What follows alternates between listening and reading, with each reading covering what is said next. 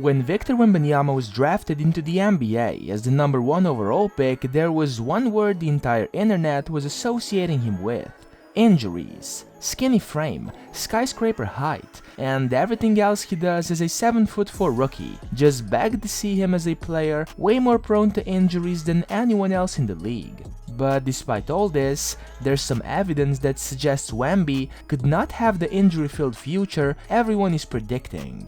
See, multiple studies and doctors suggest Wemby's height and weight are not predictive health risk factors. What's important though is joint mobility and movement mechanics. Wemby has been stereotyped drastically by fans and the media because of his above-lanky build. The reason behind that though is what's been happening in the league ever since it was established. Put simply, we've had way too many centers and forwards with ailment-shortened careers. But this ignores that all NBA players are vulnerable to setbacks and injuries. Just take Steph Curry for example. He's not even close to being a lanky 7-footer, yet his ankles are notoriously made out of jelly. His career was almost cut short by a series of ankle injuries, and he once sprained his ankle 5 times in 26 games, following an unsuccessful reconstructive surgery on his right ankle. And that didn't happen because of his height or an unsuitable build for the NBA. It was simply a set of circumstances. The problem with Wemby is that most people simply assume, okay, he's a really big guy, so he's going to be really injury prone. But let's take an injury as bad as an ACL tear for example. A lot of times, it is attributed to one's landing and their mechanics while doing so. Same goes for ankles. Lack of stability and mobility in the joint when cutting and pivoting can cause some serious trouble. So looking at how he moves is a far more important factor when talking about the injuries than what he looks like. But since scientists wanted to know whether there are any correlations between one's height and injuries, there was a study back in 2010 where they studied NBA injury patterns and found no correlation between height and injury rate. In a later study that was done in 2022, they had the same results. The only thing that mattered when it came to injuries was the workload. Between 2015 and 2020, publicly available knee injury records of active NBA players suggest that it was indeed workload and not a player's height that correlated strongest with trauma, and therefore injuries. For the matter of fact, in recent years, guards have showed higher injury rates compared to other playing positions, so it's not only the lanky centers that get the bench warmer role due to one unfortunate step. And the Spurs knew all that very well when drafting Wembanyama. They put the 19-year-old unicorn through some serious extensive movement screening for sheer peace of mind, which is a standard procedure for evaluating prospects. And after what happened with Kawhi Leonard, Spurs will do everything to keep their superstar healthy moving forward, since virtually everything is riding on Wembanyama's success. Fortunately for Wemby and for his team, preventive care is now better than ever before. These days, teams are often finding very little healthy regulations through their standard motion analysis, landing pattern tracking, and force plate testing, which often helps them to fix the player's issue before it leads to something unpredictable, such as a devastating in-game injury. In Wemby's case, let's say he's got a poor pattern, and his knee falls into valgus every time he lands. That would put him at risk for an injury, which is obvious, but athletic trainers can easily work through that nowadays, provide corrections, and work on the technique to prevent further damage and therefore injuries. Then there are certain muscles that can be too dominant or too tight, and that could be another reason for the injury, but again, easily manageable with proper training.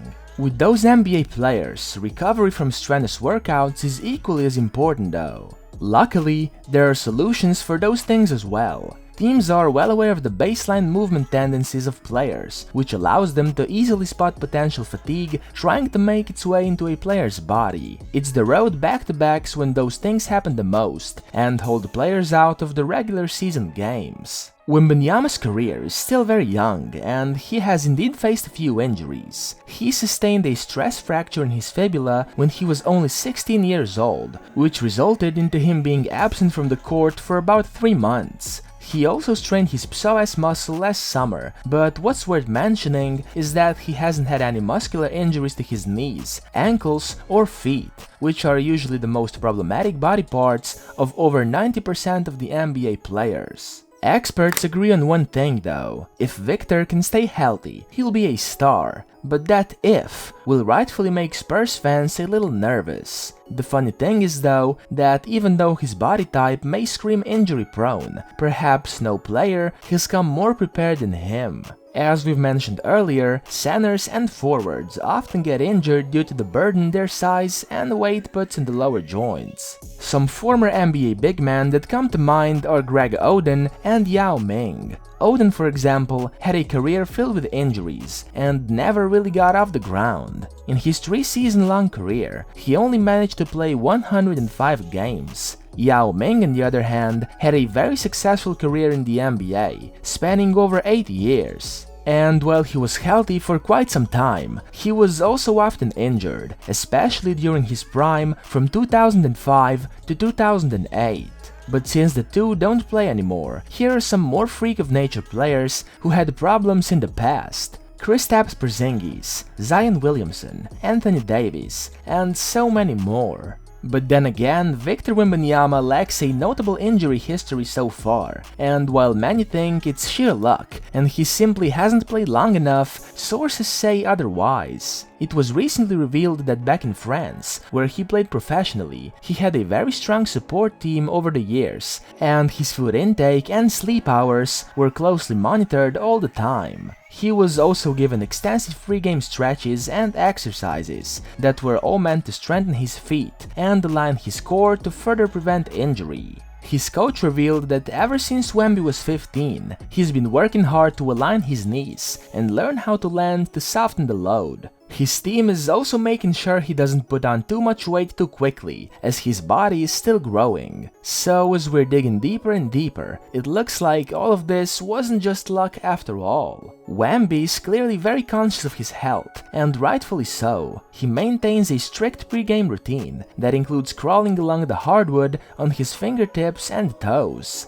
He's also often seen doing band exercises with his feet. He's clearly been preparing his body and joints for his NBA debut since he was a young teenager, and will definitely continue to work on his bulletproofing throughout his entire, hopefully lengthy and successful career. What's also very important though, is that the team takes his health very seriously as well. He only played 2 games at the Summer League before the Spurs decided to manage his workload and sit him down until the preseason began. Ever since the preseason though, Wemby has been taking an enormous workload, which is most likely the reason he got injured recently. Wins have already been very hard to come by for the Spurs lately, and with him being injured, they're about to get even tougher. At the time of making this video, they're riding a 14-game losing streak, and literally sitting, not standing, at the very bottom of the Western Conference. Their matchup with the Pelicans on Friday was the first game Wemby missed in his rookie career due to a hip injury. Reportedly, he's dealing with some right hip tightness, with more information to be revealed. Immediately after the game, when he started feeling something was off, Greg Popovich said, "We're trying to protect him. He may not play tomorrow. We'll see how his hip came out of this one."